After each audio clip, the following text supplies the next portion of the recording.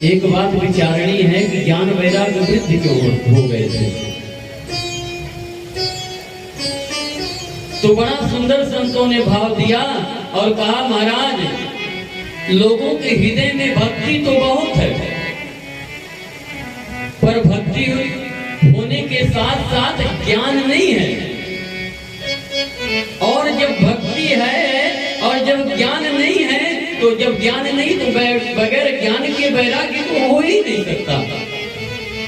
वैराग्य तो तभी होगा जब हमें ज्ञान होगा कि क्या सही है और क्या गलत है, और नहीं तो ज्ञान होने वाला नहीं है। आप देखते होंगे प्रायः मंदिर में जाते हैं तो बड़ी लंबी लाइन लगती है, और महाराज भगवान के ऊपर तो भगवान के विग्रह के ऊपर चढ़ाना तो दूर, लोगों के सर पे ही डालना शुरू कर देते हैं। बोलो राधे राधे। एक बार मेरी मैया थोड़ा जोर से बोल कर देखो, बोलो ना राधे राधे। तो भक्ति तो बहुत है, जाइए तीर्थ में देखिए महाराज एक भी कमरे खाली नहीं है, सब भूख है, पर ज्ञान नहीं है। एक बार मैं नवरात्रि में कथा कह रहा था और दुर्गा पूजन का पंडाल लगा था ऐसे बगल में। तो क्या हुआ, बड़े ध्यान से श्रवण करिएगा। तो मैं कथा कह रहा था और वहीं बगल में ऐसे पंडाल लगा था माता जी का, आदिशक्ति जगत जननी विराजी थी।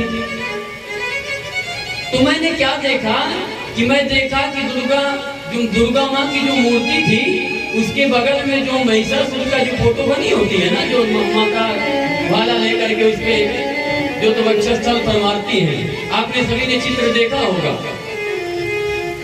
तो मैंने क्या देखा कि वहां की जो माताएं थी वो जाती और सिंदूर लेकर के महिषासुर के चरणों पर चढ़ाना प्रारंभ कर देती। बोलो राधे राधे। और तो ऐसा आंचल उठाती और उसके चरणों को ऐसे 3 बार करके प्रणाम करती और फिर हाथ जोड़ती। मुझे देख करके हंसी आई। मैंने कहा, माँ जो असुरी प्रवृत्ति का होगा वो राक्षस की पूजा करेगा, और जो देव प्रवृत्ति का होगा वो मेरी माँ की पूजा करेगा। ये तो भाव का विषय है। तो क्यों, क्या वो माँ जान करके कर रही थी? नहीं, वो तो इसलिए कर रही थी कि जानकारी नहीं है। भक्ति तो है पर जानकारी नहीं है कि किसकी हमें वंदना करनी चाहिए, किसकी पूजन करना चाहिए, किसका जो है तो ध्यान करना चाहिए, इसकी जानकारी नहीं है। इसीलिए ज्ञान और वैराग्य क्या हो रहे हैं महाराज? वृद्ध हो रहे हैं। भक्ति तो है पर ज्ञान नहीं है, और ज्ञान नहीं है तो वैराग्य तो कैसे आ सकता है? क्योंकि ज्ञान के बिना तो वैराग्य हो ही नहीं सकता। जब आप जगत का स्वरूप देखोगे तभी आपको ज्ञान और तभी ज्ञान होगा। और जब अच्छी तरह से जगत का ज्ञान हो जाएगा तब मेरे ठाकुर कृपा करेंगे और तभी संसार से आसक्ति हटेगी। तो कल हम सभी ने परम मंगलमयी श्रीमद् भागवत महापुराणांतर्गत भक्ति नारद संवाद श्रवण किया। अब ज्यादा समय ना लेते हुए कथा की ओर चलते हैं, क्योंकि समय कम है और कथा बहुत है। हरि अनंत हरि कथा अनंता। तो और हाँ, एक बात और, ये जो भागवत की कथा ऐसे प्राप्त नहीं होती है। बहुत से जन्मों के जब पुण्य पुंज अवतरित व प्रकट होते हैं तब जाकर के हमें भागवत श्रवण करने को प्राप्त होता है। तो नारद जी ने सनकादियों से पूछा, महाराज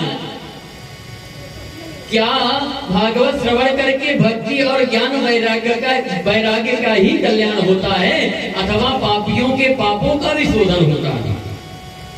और अगर होता है तो कैसे कैसे पापी करते हैं? कृपा करके बतलाइए। के विशुद्धंति वदन्तु मह्यं, कैसे कैसे पापी करते हैं महाराज? नारद जी ने कहा, कि पापी तो कैसे कैसे पापी तरते ये मत पूछो।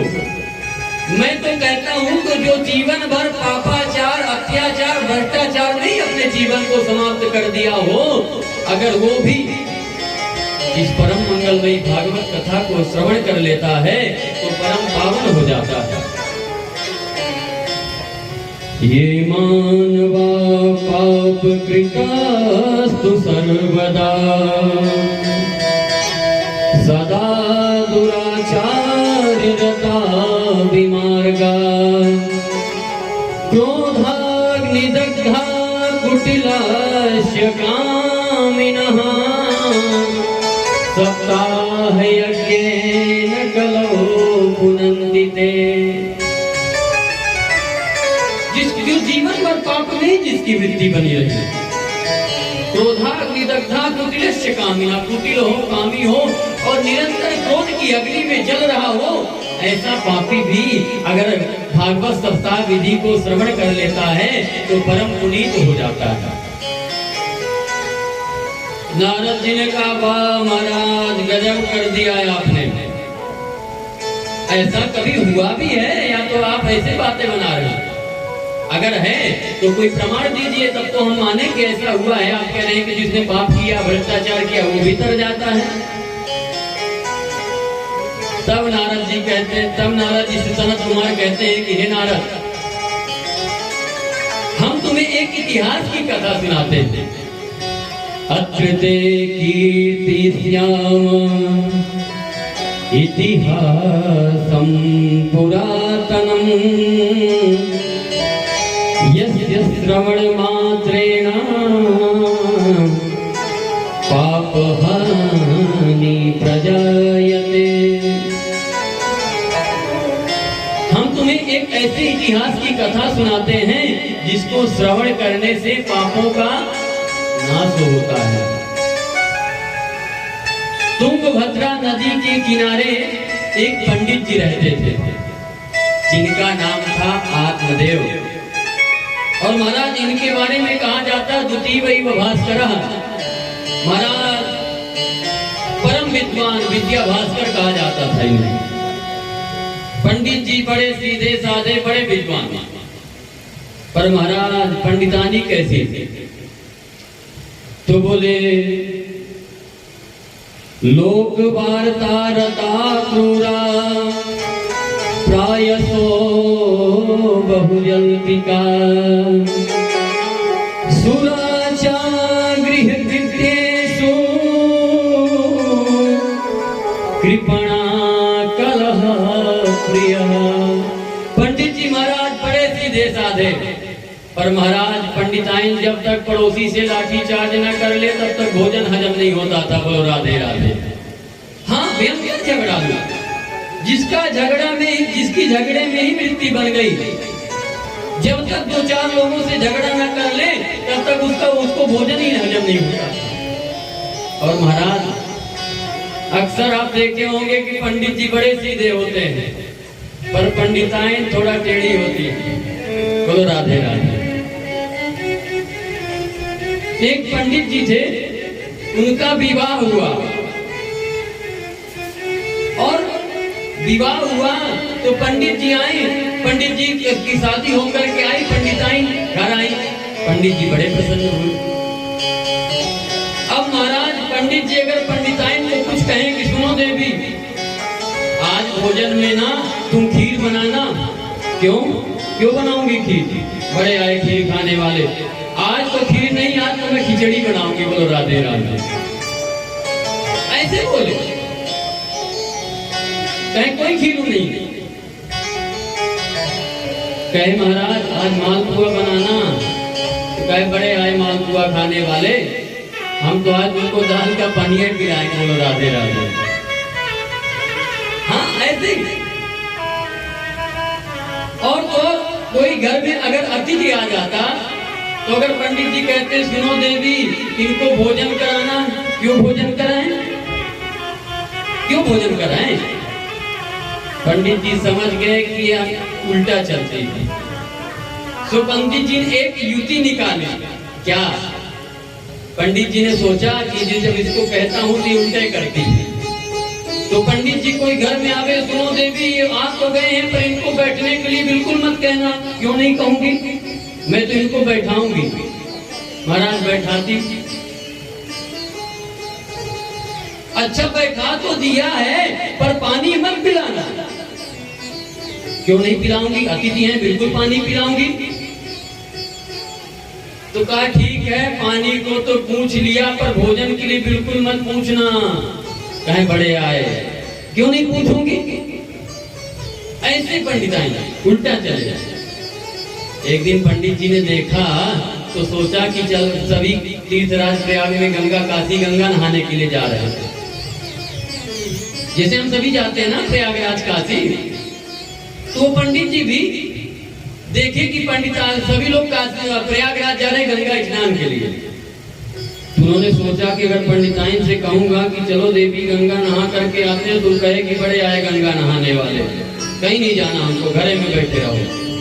तो उन्होंने जा करके देवी के पास कहा, सुनो देवी सभी गंगा नहाने के लिए जा रहे हैं पर हम अपन बिल्कुल नहीं जाएंगे। कहीं क्यों नहीं जाएंगे, बिल्कुल चलेंगे, हम लोग भी चलेंगे, हम लोग भी जाएंगे। क्यों नहीं जाएंगे, हम तो बिल्कुल जाएंगे। तुमको जाना जाओ, नहीं तो तुम घर में बैठो, हम तो चलेंगे, हम तो जाएंगे।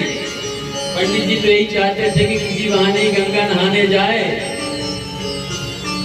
तो क्या हुआ कि गंगा नहाने गए और दोनों दंपति नहाने लगे। तो पहले पंडित जी नहा रहे थे, तो पंडिताइन गंगा की धारा में चल गई और कहे पंडित जी से धोखे से निकल गया, सुनो देवी उधर मत जाना, गहरा है, डूब जाओगी। क्यों नहीं जाऊंगी, मैं तो उधर ही जाऊंगी।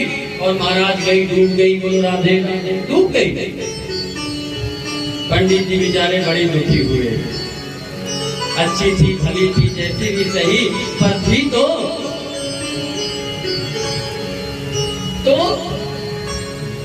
बड़े दुखी हुए। अब महाराज रोना प्रारंभ किए। लोगों ने पूछा क्यों महाराज, क्यों रो रहे हो? कहे महाराज एक ही तो पंडिताइन थी, वो भी इस गंगा में डूब गई। लोगों ने ढूंढना शुरू किया। पंडित जी ने कहा उधर क्यों ढूंढते हो, वो जीवन भर उल्टा ही चली है, तो मुझे भरोसा है कि उल्टा ही बह करके गई होगी। बोलो राधे राधे, इधर मत ढूंढो, उधर ढूंढो उसको। बोलो राधे राधे।